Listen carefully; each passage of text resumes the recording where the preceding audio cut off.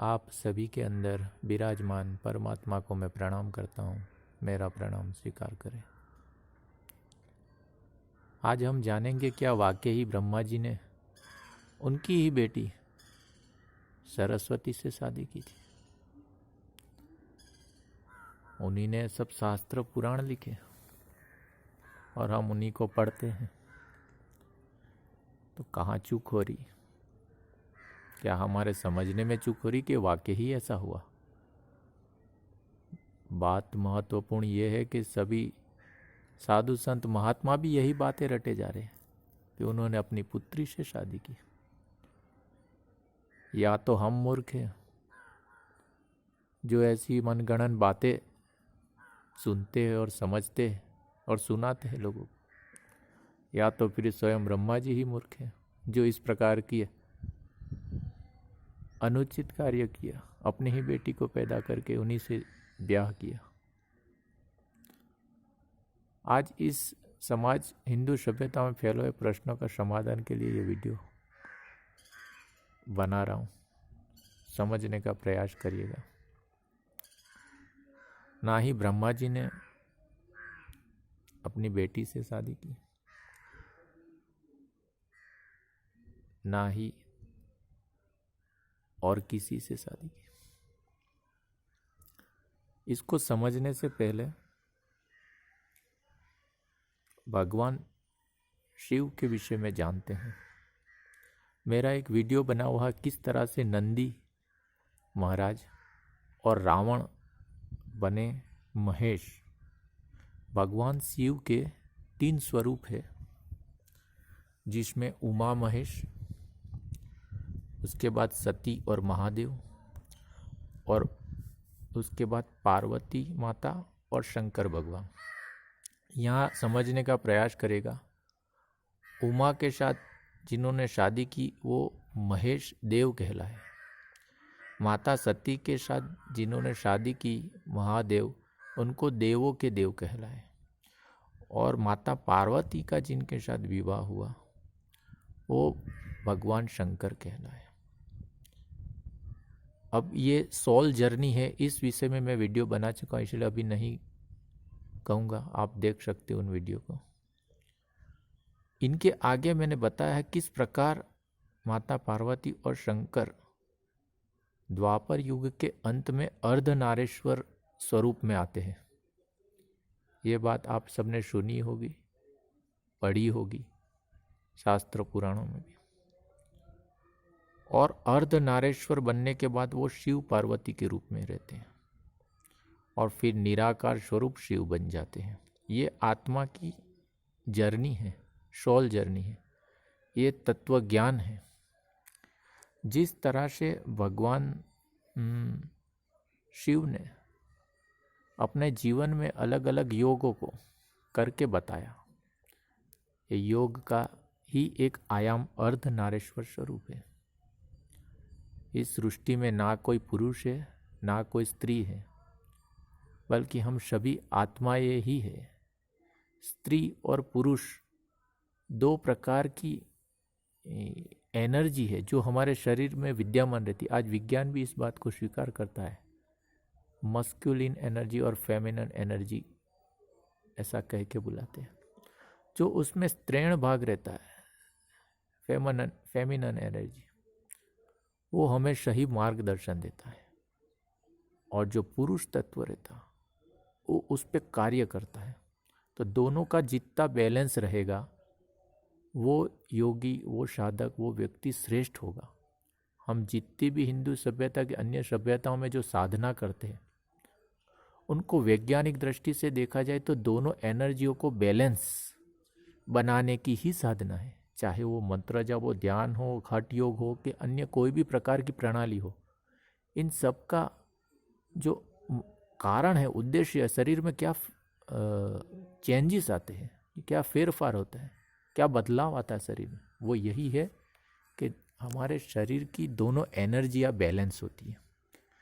Energy balance होने से एक तीसरी घटना घटित होती है। वो ये होती है कि हमारी सोल और ज़्यादा प्रकाशित होती, ऊपर की ओर उठती है। जितनी ऊपर की ओर उठेगी उतना हमें ऊर्जा लेवल ज़्यादा मिलेगा, जिससे हमारी विवेक शक्ति बढ़ेगी, ज्ञान बुद्धि बल और तेज बढ़ेगा। इसी को हम आध्यात्मिक विकास कहते हैं। ये दोनों स्त्री और पुरुष में समान रूप से रहता है। स्त्रियों के अंदर पुरुष तत्व भाग होता है और पुरुष के अंदर स्त्रीण तत्व भाग रहता है। इन्हीं को बैलेंस बनाने के लिए हम अलग अलग प्रकार की ध्यान साधना पद्धति करते हैं। जिस तरह से भगवान शिव ने अपने जीवन में अर्धनारीश्वर स्वरूप बन के बताया, इसी प्रकार लक्ष्मी नारायण भी अर्धनारीश्वर ही है। ये दोनों एक ही है, अलग नहीं है। इसी तरह ब्रह्मा जी और सरस्वती भी एक ही है, ये दो नहीं है। एक ही शरीर के दो हिस्से हैं। समर्थ सिद्ध योगी से आप मिलिए, ऊर्जा विज्ञान को जाने, आध्यात्म विज्ञान को जाने, तो उनका ज्ञान को जाने, तब आप पाओगे कि योगी, समर्थ योगी अपने शरीर से स्त्रीण भाग को अलग एक आकार दे सकता है। हमें इसको और एक तरीके से समझते हैं। जैसा कि मैंने सृष्टि चक्र के वीडियो में बताया है, भगवान सद्गुरु दत्तात्रेय भगवान से 3 स्वरूप में विभक्त हुए, ब्रह्मा विष्णु और महेश। ब्रह्मा जी बन के उन्होंने शास्त्रों का ज्ञान, कर्म लिखने का, सृष्टि रचना का कार्य किया। भगवान विष्णु बन के स्वयं आए, जिनमें उन्होंने जीव रूप में, जीवात्मा बन के सभी जीवों का भरण पोषण करना, अवतार लेके मार्गदर्शन करने का, सत्कर्म पे लाने का जीवों को कार्य किया, और शिव बन के संहार करने का, ताकि सृष्टि का बैलेंस बना रहे। भगवान शिव ही हमें शरीर देते हैं। माता दुर्गा या प्रकृति माता, पंच तत्व माता पार्वती हमें जन्म देती है। तो कुल मिला के देखे, ब्रह्मा जी ने कर्म लिखे, भगवान शिव ने शरीर दिया, माता पार्वती ने, प्रकृति ने हमें गोद में जन्म दिया, और उसके अंदर जो जीवात्मा रही वही भगवान विष्णु की। इसीलिए हम नर से नारायण बनने की यात्रा करते हैं, हम जीव से शिव बनने की यात्रा। कोई भी देहधारी जीव हम देखते हैं चराचर में, 84 लाख क्यों नहीं, उन सब के शरीर 3 प्रकार में बटे हुए हैं। एक स्थूल शरीर, एक सूक्ष्म शरीर और एक कारण शरीर। जो स्थूल शरीर का हिस्सा है वो भगवान शिव की देन है, वही हमें शरीर देते हैं, और वही प्रलय न्याय के दिनों में हमारा विध्वंस करे, शरीर वापस भी ले लेते हैं।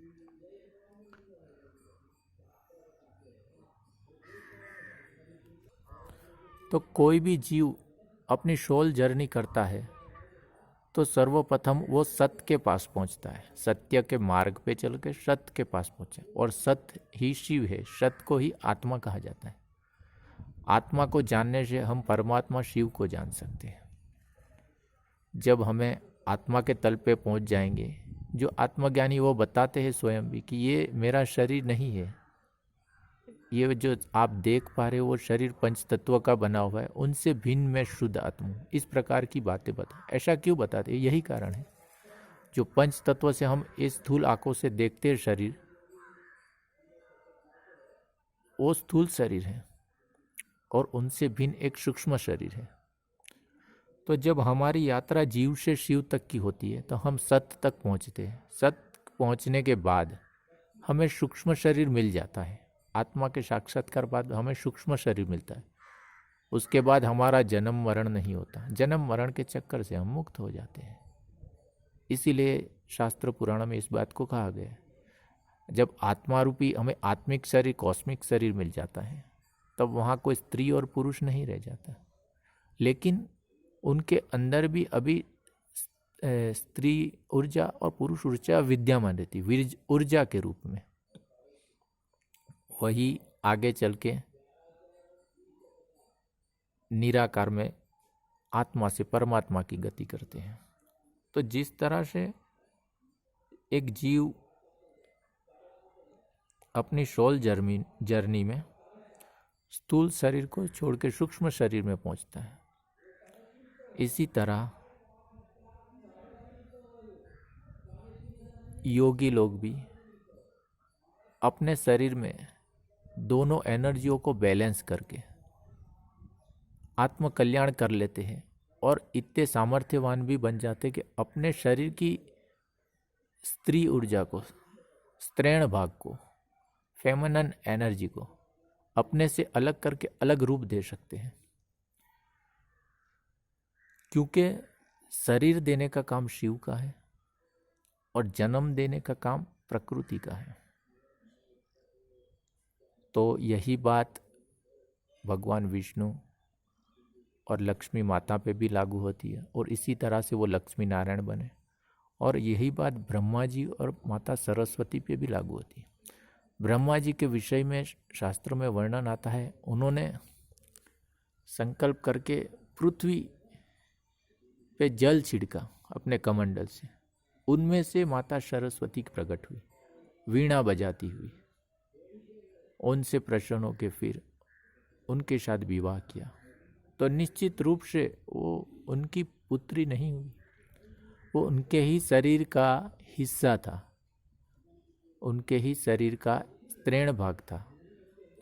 वो भी संपन्न है योग कलाओं में। उन्होंने धरती माँ पे जल छिड़क के संकल्प क्यों किया? क्योंकि जब उनकी एनर्जी को, उनकी ऊर्जा को अगर शरीर का रूप देना है तो अनिवार्य है कि प्रकृति से ही उनका जन्म होगा।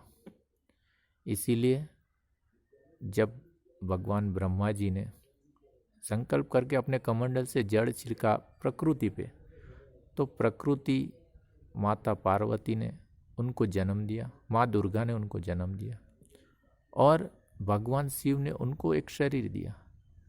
इस तरह से माता सरस्वती का जन्म हुआ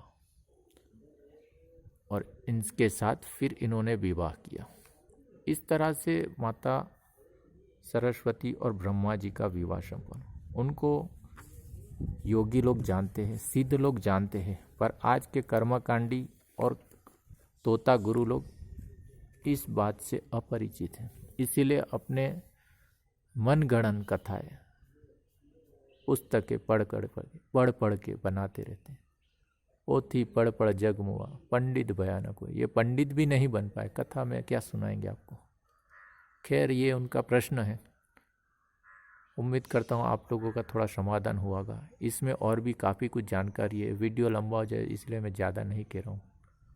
आप सभी के अंदर विराजमान परमात्मा को मैं प्रणाम करता हूँ। मेरा प्रणाम स्वीकार करें। जय जीव।